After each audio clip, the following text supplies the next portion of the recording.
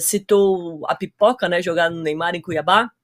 Ele voltou a ter a presença questionada como centro dessa seleção, e o Diniz ontem falou sobre isso. Vamos ouvi-lo. O Uruguai não tem o Neymar, e não tem o Neymar na idade que ele está e com a motivação que ele está para jogar. Nenhum treinador do mundo abriria a mão do Neymar, com a idade que ele tem e com a fome que ele está. Uma coisa que vocês também, acho que valia a pena divulgar, tem os números do Neymar. Procurem saber quais são os números do Neymar nas eliminatórias. Os que me chegaram são que ele é o primeiro em quase todos os quesitos importantes para o atacante. É o primeiro em gol, primeiro em assistência, o primeiro em participação em gol, primeiro em drible, primeiro na nota do site especializado em fazer análise de jogador. Então, o Neymar, os números dele explicam ele está aqui.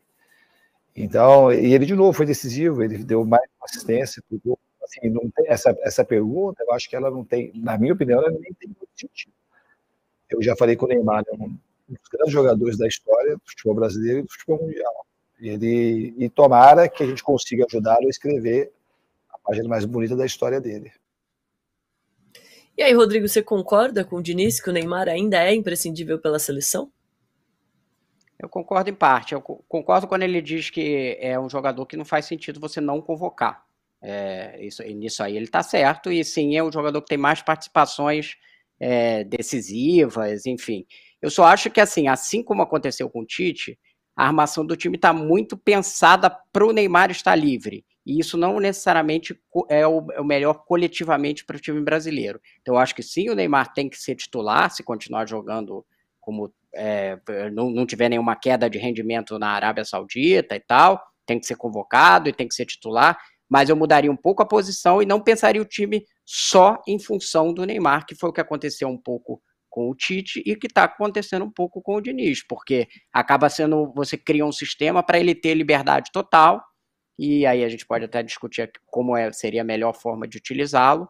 Então, isso não necessariamente para o time é positivo. Eu acho que o Brasil deveria ter mais jogadores de meio de campo, 3 pelo menos, um trio, e não só 2, porque o Neymar não é um jogador que faz jogo de meio de campo, embora ele seja um jogador com muita participação decisiva em lance na frente, como ressaltou ali o Diniz. Então, concordo nessa parte, sim, é um jogador decisivo, tem que ser convocado, é bom senso e tal, mas eu acho que a forma de utilização dele, eu acho que tem uma discussão.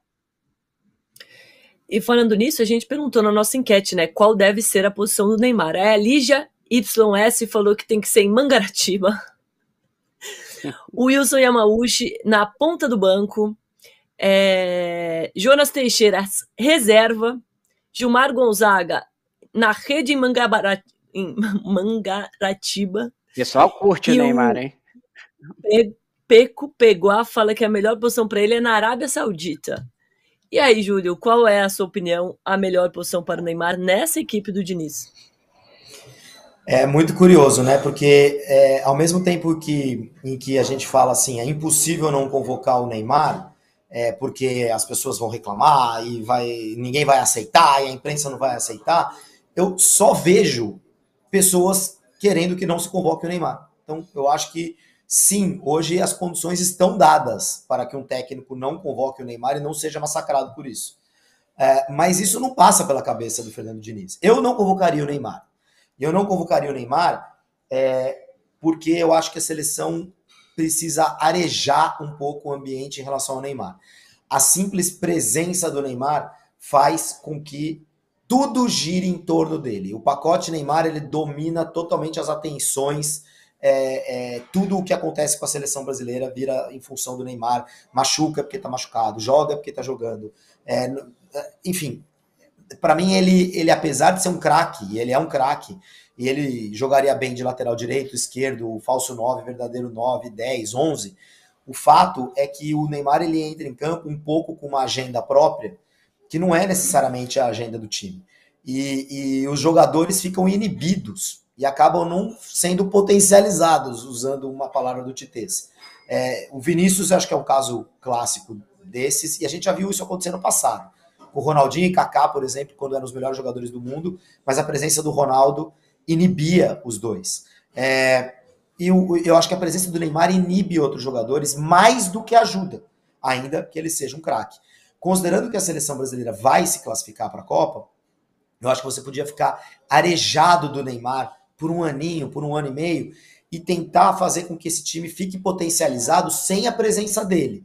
E quando chega no ano da Copa de 2026, se o Neymar não estiver machucado, e quase sempre esteve nas últimas Copas, se o Neymar não estiver machucado, se estiver tudo bem com ele, se ele estiver jogando, se ele estiver em alto nível, volta para a seleção, porque é um cara totalmente diferente. Mas aí você já tem uma seleção mais confiante, mais montada, menos dependente, menos focada nele.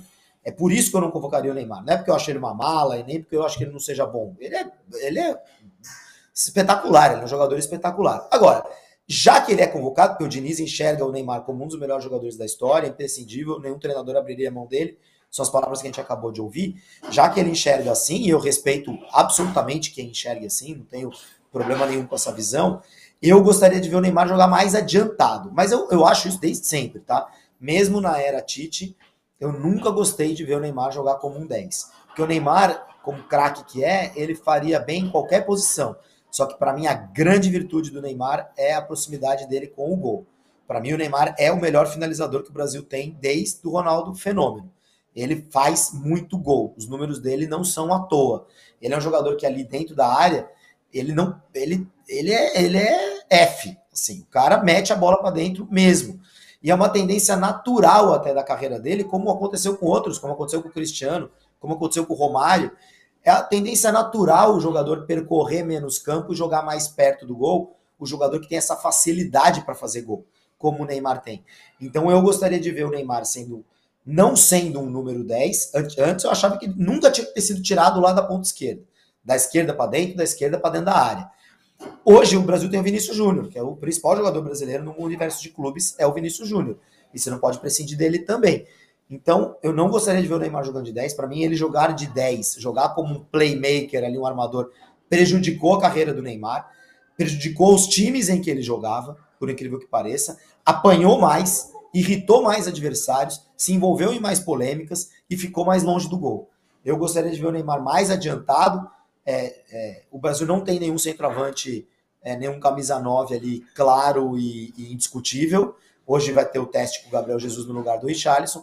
Acho que o Neymar poderia ter sua posição adiantada, jogar mais perto da área, ali por trás do Vinícius e do Rodrigo, fazendo movimentações de falso 9, pisando mais dentro da área e deixando o meio de campo mais robusto ali atrás. A gente vai ter que dar uma acelerada porque ainda tem muitos assuntos para falar por aqui, mas queria saber sua opinião, Rodrigo, rapidamente. Falso 9 seria uma boa? Não, mas assim, eu não gosto dele como falso 9, mas eu concordo com o restante do que o Júlio falou. Eu acho que ele tem que jogar mais adiantado, mas eu ainda seria como um 10, só que atrás do Rodrigo e do Vinícius Júnior, e não vindo lá de trás como armador. Eu acho que essa função, de fato, ele não funciona, ele está apanhando e conduz mais a bola.